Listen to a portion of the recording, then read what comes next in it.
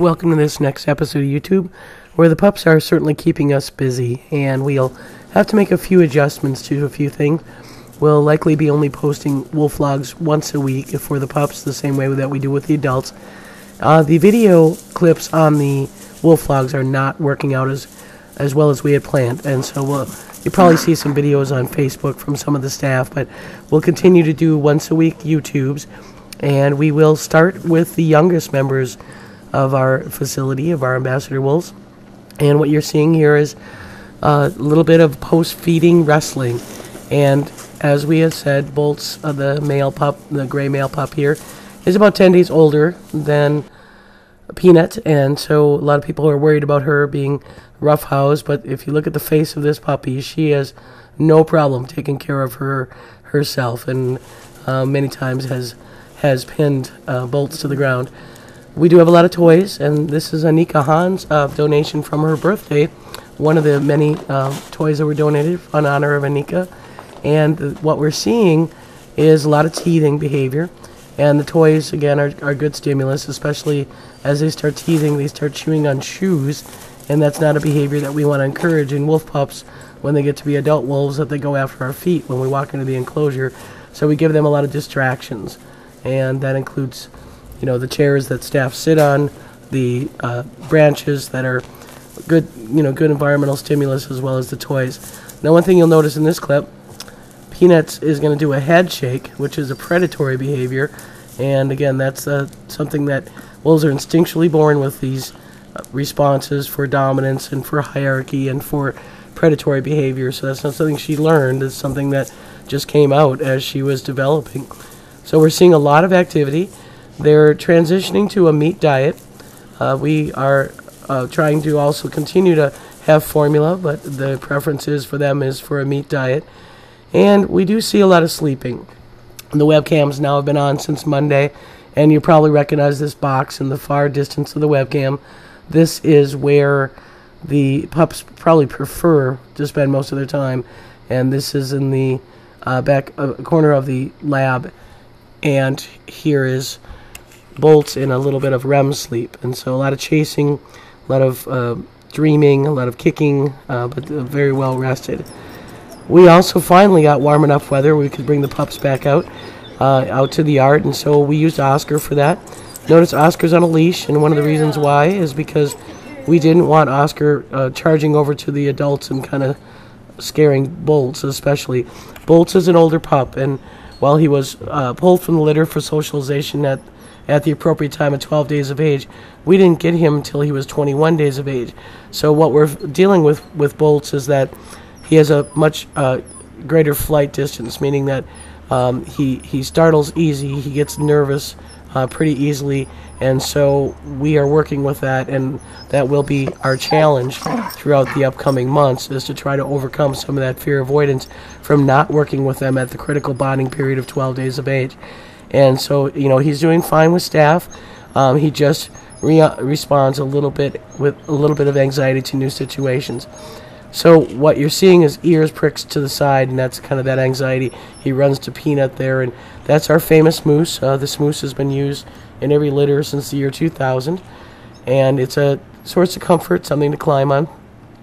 Oscar is still on the leash, and so again, there are times when he did run to Oscar and get a little comfort, but for the most part, we're just really trying to slowly expose him to different stimuli. He's an older pup. He's far more alert about what's going on, and you see here he's going to be a little bit more intimidated. Now, he does like the adult wolves, and you can see as he goes to the fence, he's got a full tail wag, and he's interacting. And I apologize, the video is a little shaky. I am holding Oscar on the leash, which makes it hard to hold a dog, and especially a dog who wants to be engaging with the pups, and while I'm trying to film. But Peanut, a little bit younger, not quite as aware of what's going on, but certainly socially engaging with the adult wolves. And we see a lot of tolerance from the adult wolves. Aidan and Denali showed no guarding behavior, no growling behavior. They were just licking their lips and very, very excited to see the pups. And ears flat back, very timid and very submissive, and showing no aggression whatsoever.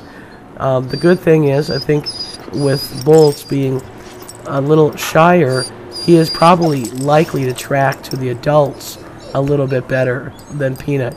Peanut's probably going to be tractable to the humans in her world, where I think Bolt's, just by his nature of being a little human shy, is probably going to really latch on to Aidan and Denali after the introduction. So again, the introduction has been moved up to July 30th is our tentative date, and that was necessary because these pups came very early. They were 20 days earlier than we anticipated. We do not want the pups to be larger than 30 or 40 pounds at the time of the introduction. What ends up happening is the adults can perceive them as a threat if they're too large. So we want to keep them puppies. We want to keep these adults in that psychological mind frame that these are puppies. Wolves are pack animals. They're social pack animals that have this mentality that pups, just trigger not only hormonally, prolactin hormone for nurturing, but they seem to trigger a very strong social dynamic when the adults meet the pups. So we want to make sure that that is still the mind frame of the adults when we do the introduction. I kind of passed over it, but there was a little bit of a clip where when he got a little anxious, he did run to one of the wolf care staff. Bolt is recognizing the individual wolf care staff. He is having a little time dealing with new people transitioning in and out. He knows the core staff, and he does use those core staff for comfort. So that's one of the reasons why we don't start the pup care program until later.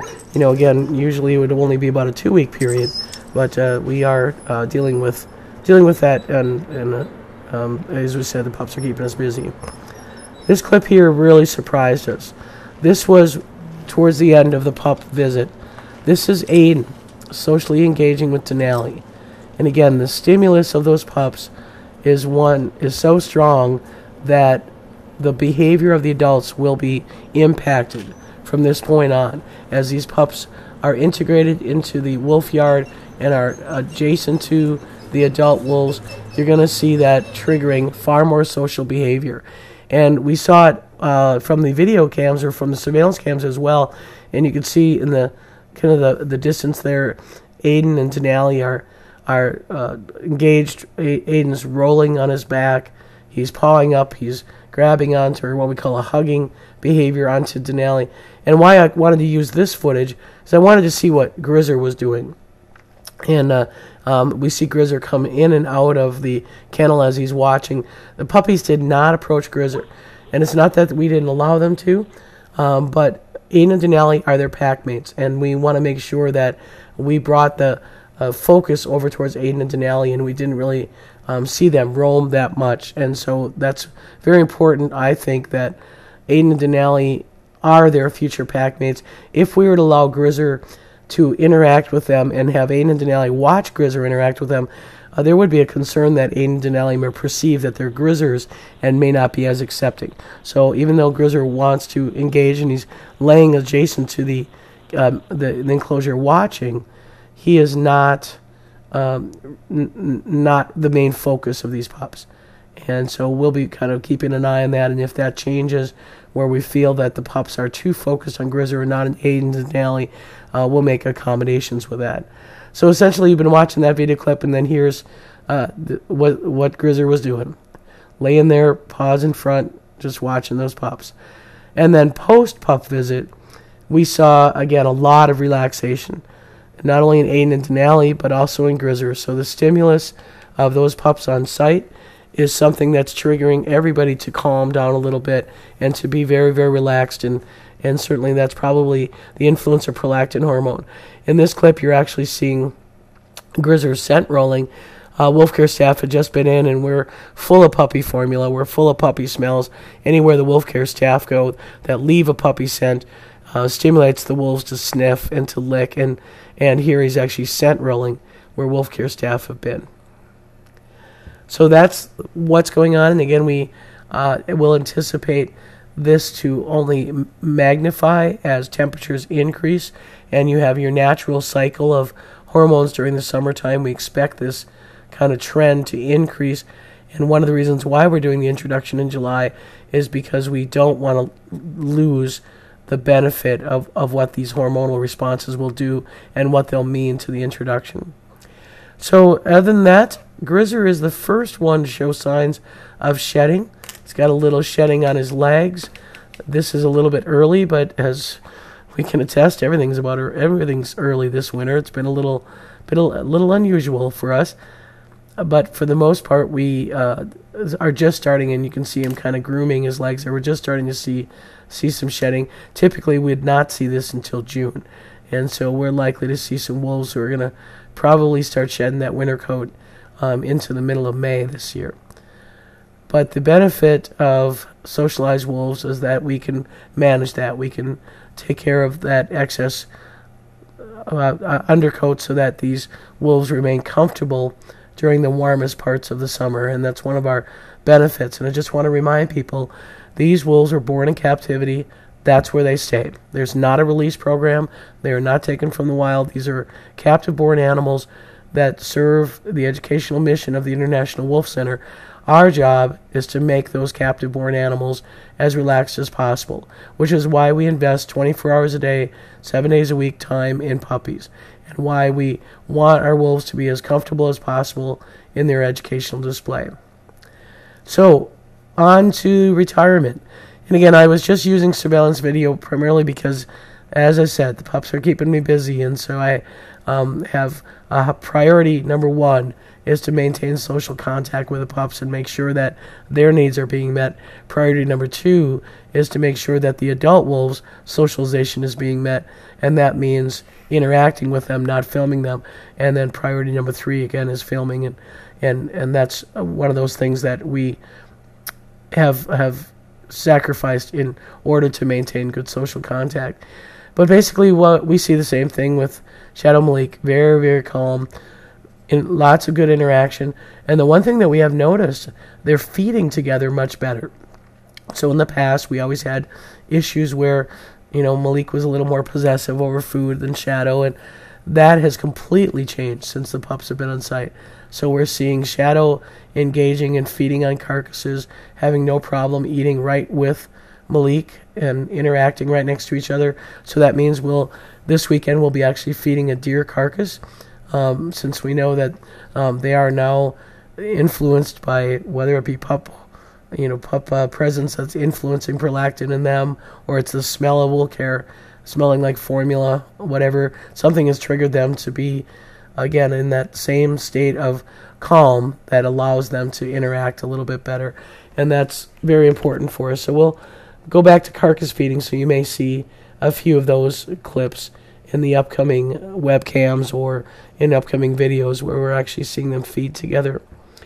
Other than that, it's, again, 3 in the morning, so I'm on a nighttime pup shift trying to get this done, and puppies are asleep. Just had a little bout of some meat with them here about an hour ago, and expect them to be waking up within the next 20 to 30 minutes. So that's it for YouTube, and again, thanks for watching. I'll leave you with a little bit of a clip of Shadow and Malik howling. Thanks again.